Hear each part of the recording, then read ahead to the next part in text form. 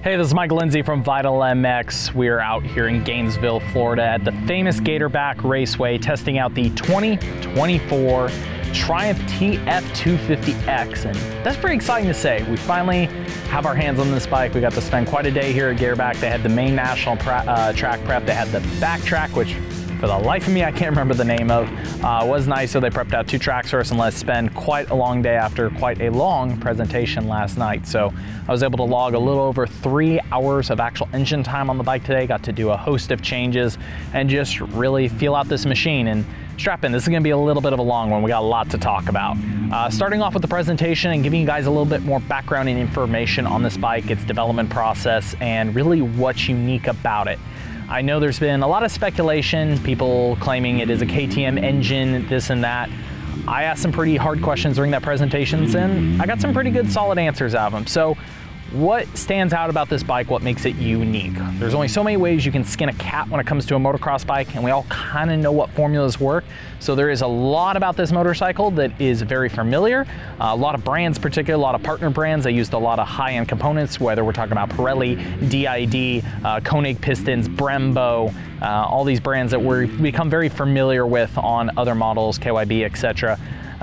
But there's also some things about it that stand out. Starting with the chassis, it is unique in the fact that it is the only center spine aluminum frame in a 4-stroke motocross bike. Of course, some people look at this and think it's reminiscent of Yamaha, because yes, Yamaha still uses a frame design similar to this on their 2-stroke line, and they used to on their 4-strokes up till 2009. However, looking at this frame, it's definitely their own design. Some of the things that stand out to it is spar thicknesses, the bends themselves, the fact that it has a center cradle style exhaust for a 4-stroke. The shock tower design is very unique on it, very well made. And overall, as I started to look over this bike, whether we're talking about the engine, the frame, and I'll get into this more when it comes to the manufacturing, the fit and finish on this bike is fantastic. I was super impressed. Everything from the machining to the welds. There's nothing about this bike that looks or feels cheap, in my opinion, when you really get to get up close with it.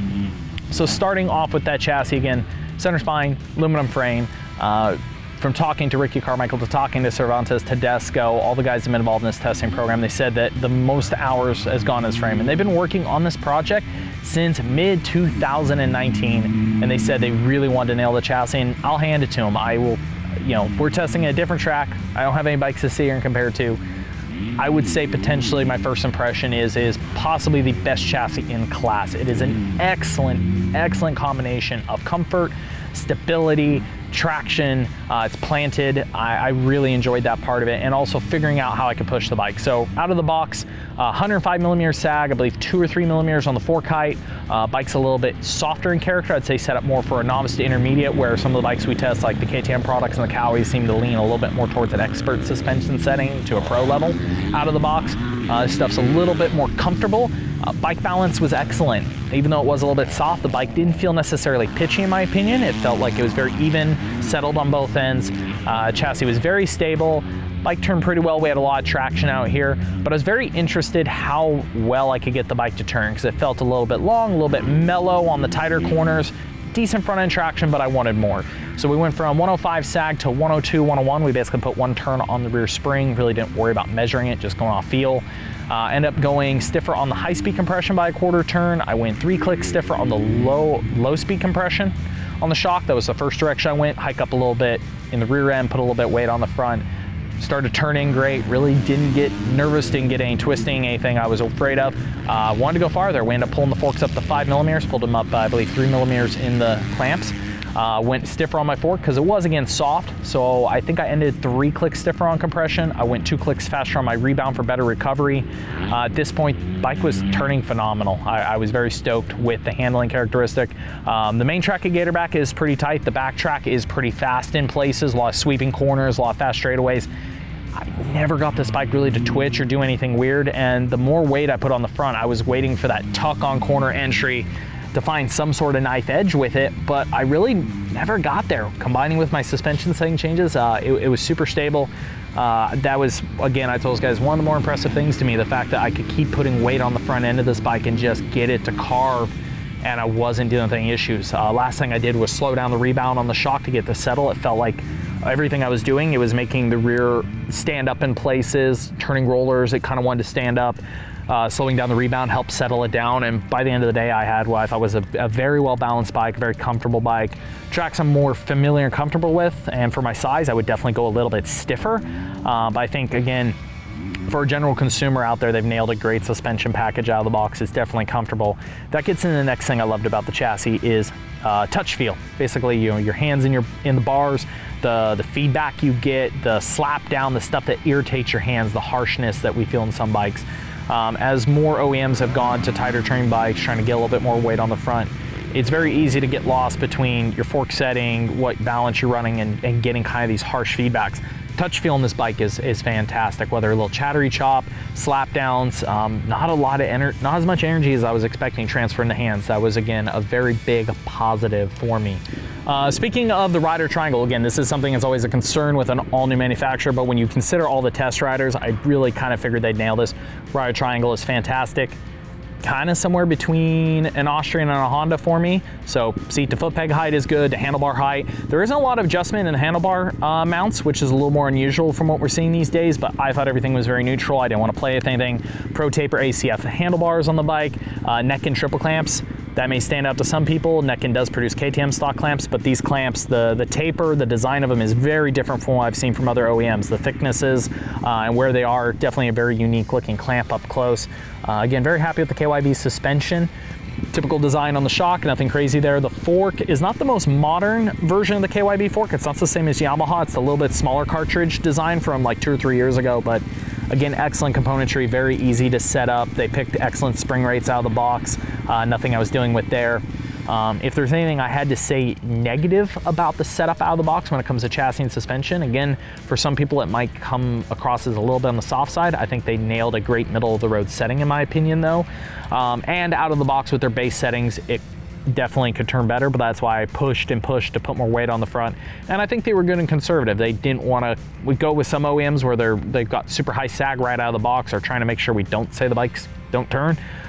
They gave us a very balanced platform, but if I wanted to, I could definitely push and get some more weight on the front end of this bike very easy. Because I'd say in the morning it was a little bit more towards a rear steer bike.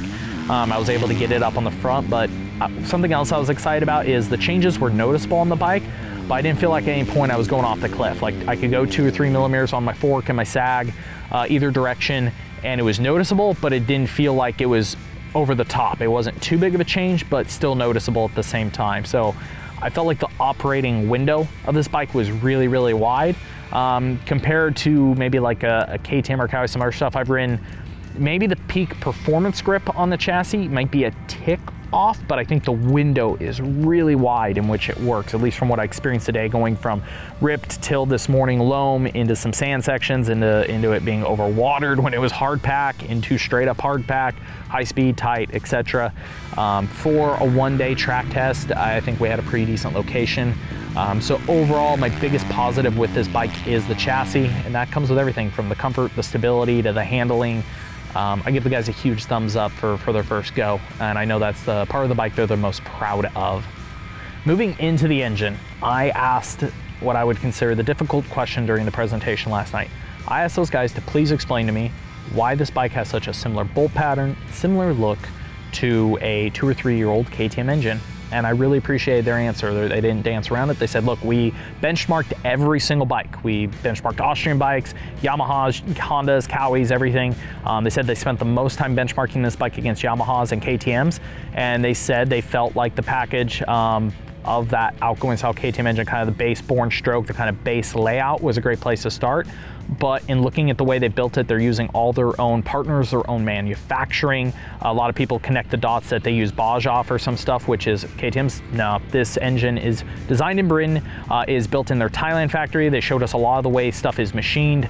I was very impressed with the openness of the components used inside. Del West valve train, Koenig for the piston. It's a 3-ring design, which they say is very popular in the street models. They believe it brings a lot of durability, unlike the 2-ring oil style ring we see in most other manufacturers' pistons. They claim a 45 hour interval of service for a top end, which that's why I think most of us consumers run on the bikes. But when you look in a lot of OEMs manuals, they're claiming 20, 25. These guys are out of the box like, you can run at least 45. They really stand behind that 3-ring design, and it's used in their race team engines for the MX2 team and the Supercross team. I double checked with them on that. The cams are adjustable from the base build. They basically didn't want to run press gears. They wanted to have that extra ability to work with it to make sure every engine is dialed in out of the factory. So kind of cool from an aftermarket standpoint is they are adjustable cam gears on the profiles. So they have that just to make sure they dial in every engine. All their own machining in-house, looks beautiful. Again, the fit and finish I thought was fantastic on this bike. The engine cases, how much they were able to cut out and work on weight, and weight is a big factor for them. We'll get into that.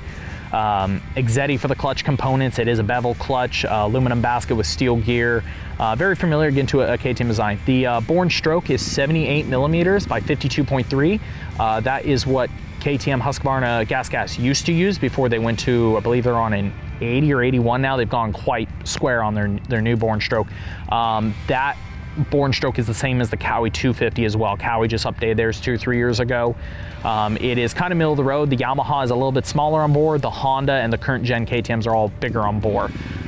It does remind me, again, they benchmarked this against that engine and then developed their own pork specs, their own throttle body for by Dell'Orto, their own piston, their own conrod, their own clutch components, everything, their own piston design. This piston is their own doming, their own valve spec, their own cam spec, etc.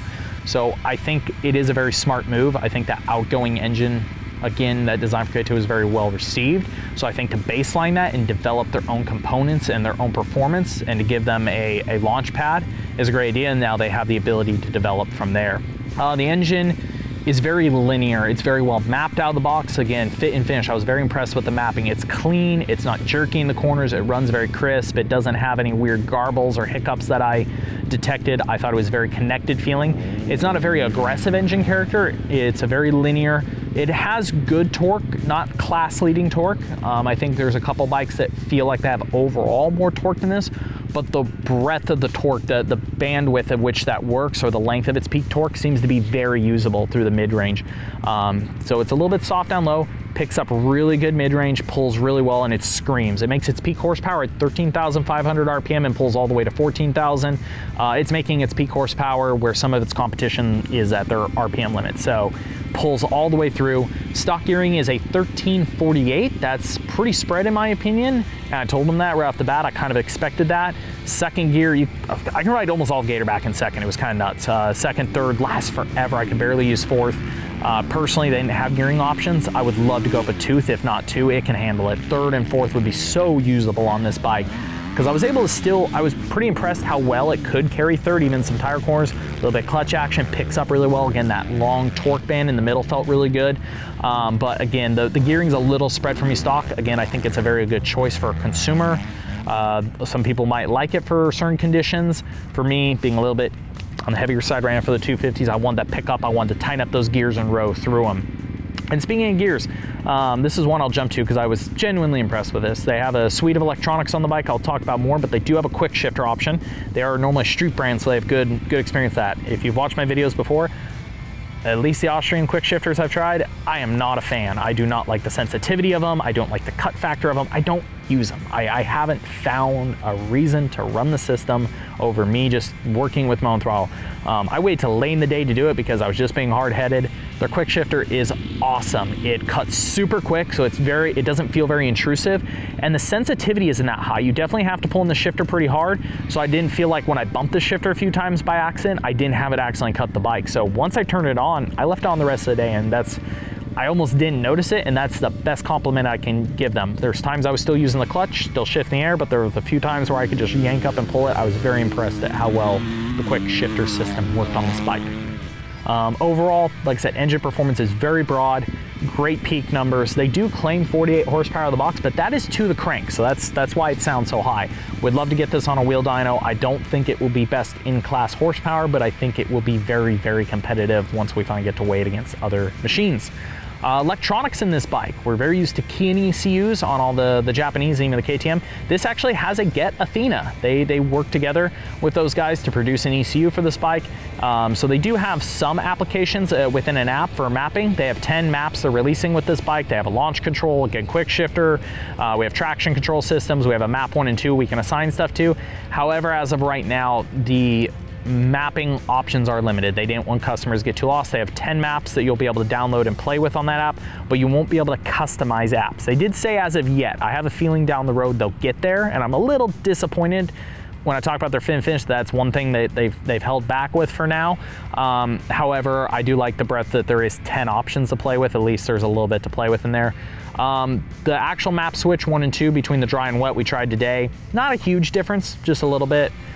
Speaking of electronics though, about that Get Athena comment, now the easy part is because Get produced that stock ECU, their aftermarket ECU with all the mapping options for an engine tuner, for a guy that really wants to play within the world, is available. You just have to buy the upgraded aftermarket ECU, but it is plug and play and ready to go when these bikes are being sold. They also have a Krapovich exhaust, they have a power parts accessory style setup for this bike. They have a lot of components ready for it. The engine itself, I'm pretty happy with. I do, like anything, I wish it was still faster. I wish it had a little bit more overall torque hit down low, a little bit more front side power. Again, I think gearing could help a little bit, but I still think it could have a little bit better recovery character, but it's still very, very competitive at this point.